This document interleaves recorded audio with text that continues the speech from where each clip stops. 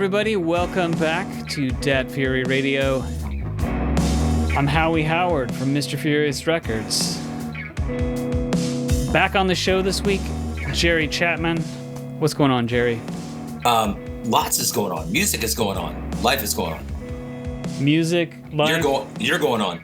We're going on together. Listeners, if you haven't heard last week's episode, Jerry just released an EP called West. You can pick it up at jerrychapman.bandcamp.com or wherever you stream music. And we listened to the songs, talk about the songs and everything on last week's show. On this week's show, I have a question for Jerry. Oh, boy. It's a question I don't have an answer to. So this is going to be interesting, I hope. Or if it's not, we'll talk about something else. So we talked about your original music last week, Jerry. Yes, we did. Which is great. But today we're going to talk about something else. You're in a different project called Camel City Yacht Club. Oh, boy. Yeah. Allegedly the smoothest band in the Winston-Salem area. Oh, that should read the smoothest band in the world. Okay. That's probably not true. Allegedly, possibly the smoothest band in the world. And so my question to you, as the resident expert on this call at least, is simply, what is yacht rock? Okay, well, that's the question for the ages, isn't it? So I'm assuming that your listeners are vaguely, at least, familiar with the term. Let's assume so. I'll link to the Wikipedia article. If anyone has never heard of yacht rock before, click on the Wikipedia. But let's assume that you've heard the term at least. It would tend to be, pop music, often jazz influenced, from we'll say 75 to 83. Michael McDonald from the Doobie Brothers would be. I think he'd be the touchstone. He and Kenny Loggins. It would also be known as the music that I probably hated when I was in high school, that I made fun of until I had to play bass on those songs. They're just great songs. It's not for everybody, but it's fun. It's very musical. It's very cheesy, and I'm okay with that. So yeah, we started this band. There are several yacht rock bands, yacht rock cover bands in the country. Yacht Rock Review from Atlanta would have been sort of the granddaddies of it all. I think they started it probably 15 years ago at least. There's a band from California, I think, with maybe the best yacht rock name. They're called Yachtly Crew. We like that. And there's, there's got to be 100 of them at least in the country, more than that in the country. I know. Sure, and there's DJ nights, and yeah, this has become a thing in the last, I don't know, probably 8 or 10, maybe 12 years. Yeah. Well, we started it it was funny. We were supposed to have our first rehearsal on March 15th, 2020. Oof. Which was not the best day to have a first band rehearsal. So we didn't play together for over a year, I guess. And even when we started, there were people in the band that had never even met each other. So I learned how to do this sort of picture-in-picture remote videos. Everybody would send in their parts. So we started releasing these videos online. And it was sort of a blessing because by the time that we could actually play live, people knew who we were. Like, we never had to make a call. So it was kind of great. And it's still... I guess technically we just hit our 5-year anniversary, but I can't remember when our first actual gig was. It would have been 21 sometime. But I can't remember when our first video came out. Probably late March, early April of 2020. And it's been a great thing. On the YouTube page, those first videos are saying 4 years ago. Not terribly precise, but right. Yeah. Yep. Yeah, around that time. So. Okay, there's two paths I want to go down. I got to pick which one to start. We'll do them both eventually. So you were more of like a Replacements guy in high school? Something like that? The band Replacements? Yeah. Oh, huge fan. Yeah, absolutely. Still am. Actually, high school, God, I can't believe I'm saying this. I graduated high school in '83. So I was, then it was, Van Halen. I was still into Kiss and Boston and starting to discover, right around then was when U2 and REM came out. So went to college, did college radio. So yeah, all the, I think even back then they called it college rock or something, or all. Definitely, yeah. REM is definitely associated with that term, not of their own choosing. I don't think. Right. But yeah, but definitely more of a rock guy and alt rock, and anything that was loud with a good melody was perfect. So the replacements for sure, yeah. And so the other path I want to go down in your definition, you gave some years, some touchstone artists. I'd certainly agree, but like there is a wider conversation about stuff like, is Steely Dan yacht rock? So there are some controversial artists that some people say it is, some people say it isn't. I know. I mean, so here's what I didn't know. I had always assumed that yacht rock implied something cheesy you would listen to on a yacht. Apparently, the phrase was coined by people saying it was a yacht. It was the most expensive. So it was all the people that played on Steely Dan records and the guys from Toto. So it was the cream of the crop. It was the most expensive. It was the best of the best. And I'd heard that's how the phrase came about. But I don't know. My first contact with it was the earlier definition, the music you'd play on a yacht. Yeah, that's what you think, and that's kind of more fun. That's how it came to me, anyway. Yeah, it seems more fun. Yeah, but it's funny though. A lot of those songs, even the super cheesy ones, like it's really good playing. Oh, for sure. Yeah. Yeah. Good playing, good tones, good chords. Yeah. It is even the cheesy stuff, I think, is deceptively sophisticated. Yes. Where something like Steely Dan is overtly sophisticated. Yes. We're telling you exactly how sophisticated we are. Yes. Intentionally so. And I say this as an occasional Steely Dan enjoyer. I'm certainly not trying to dunk on the Dan. I just in my scrolling, I just ran across a video of Amy Mann doing a Steely Dan cover on I think it was on a cruise of some kind of comedy cruise. It was with Paul F. Tompkins. I know that name, but I'm not sure who he is exactly. He's a podcasty actor, comedy guy. Yeah. And I don't remember the context. I think it was some type of cruise. But yeah, Paul and Amy Mann covering My Old School. Oh, wow. Great song. Which was pretty cool. Well, Amy's great, obviously. She was, I don't know the details, and I can't remember when it was, and I don't think I'm speaking wrongly. She was on a Steely Dan tour as the opener, and got kicked off. Oh, okay. And not for. I mean, she didn't say anything. I mean, there was no reason, and we'd have to look that up. I don't know. Yeah, I'll see if I can find an article to link to or something. I don't know anything about that. I could be totally wrong.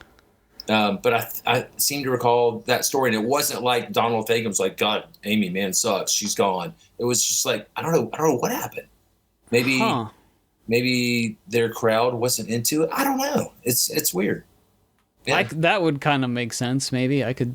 Although that's plausible you would think at least. that their fans would kind of like her. I mean, she's not dumb. I mean, she's not at all. But sometimes fans are. You're right. Yeah. I mean, yeah.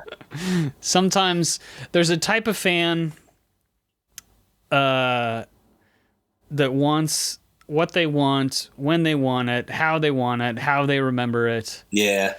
And that can be tough, Yeah.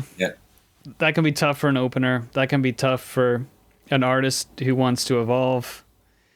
Yeah. And it is fun to revisit stuff sometimes, but it can also become self-parodic in a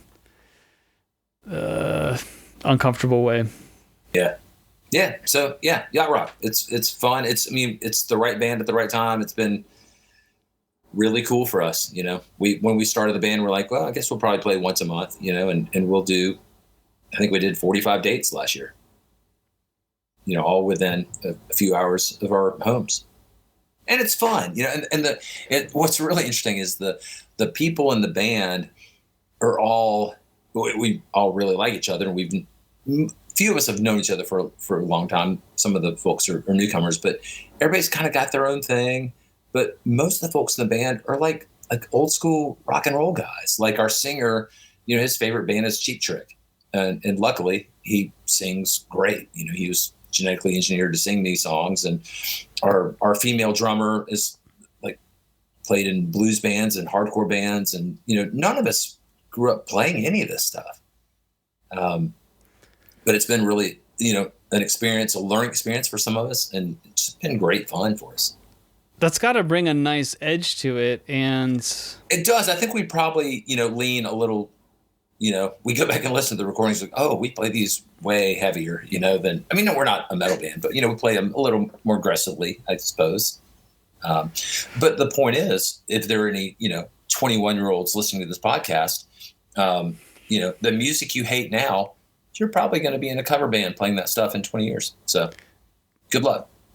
Could be. I think it seems like the identity battles associated with music have really chilled out this century. I think you might be right. Which is a good thing. It's now cool to be into everything.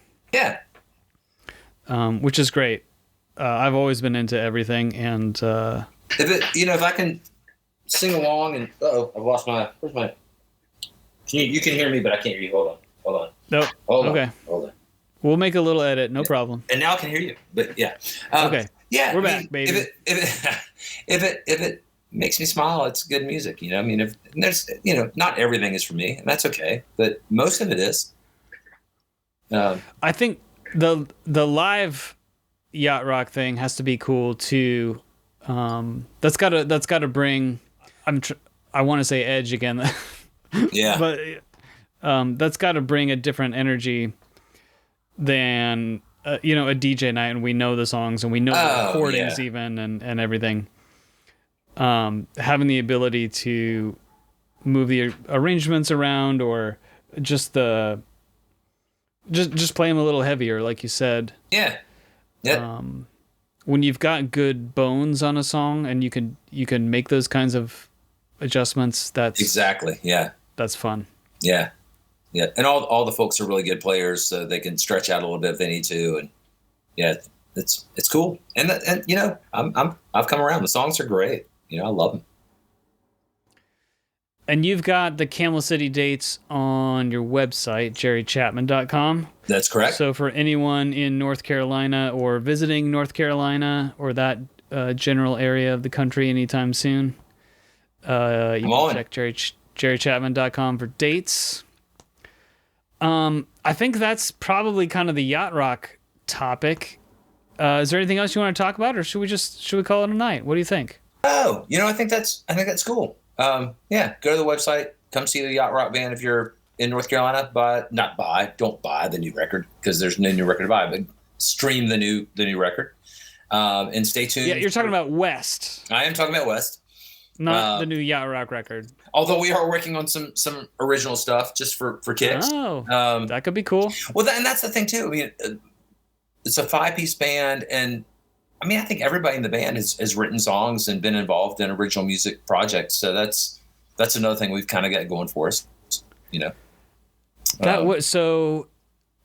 don't know if this is how it's going down, but with a group like that, everybody brings a couple songs, you work them up together. That could be a pretty cool project pretty quickly. I think so too. We would never want to tank our, quote unquote career and, go all original, but it'd be fun to do it every now and then.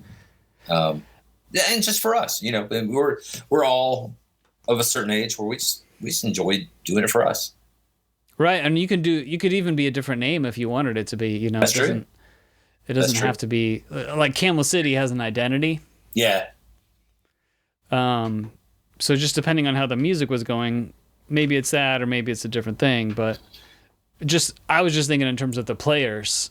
And now that you know each other so well and you've kind of established the musical relationship,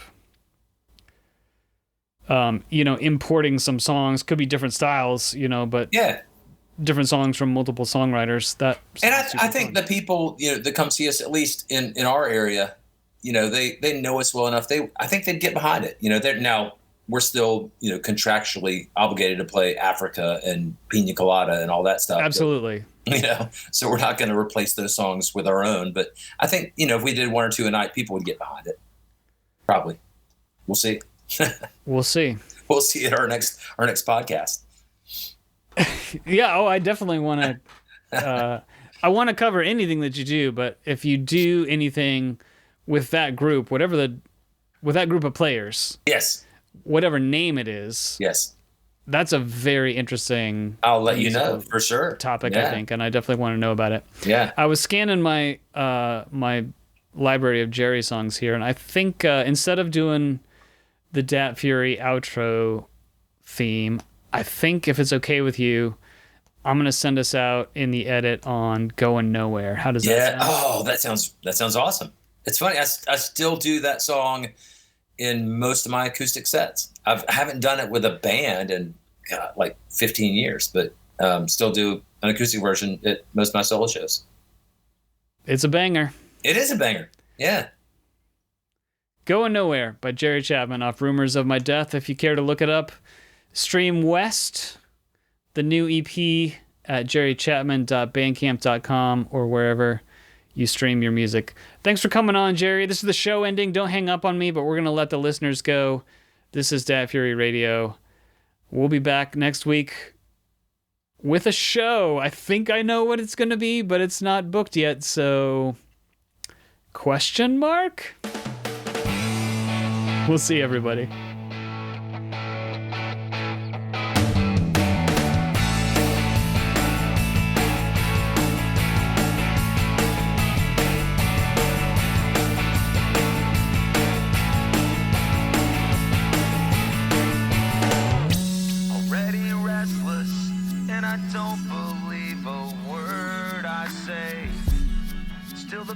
I hope for never seems to go away. Climbing under plants and birds and rocks and things. Still I remember going nowhere. Going nowhere, going nowhere. One more time, going nowhere. Going nowhere, going nowhere. One more. And I find it hard to sleep at night. Alice has a last name. You can call her Mrs. White. Still I remember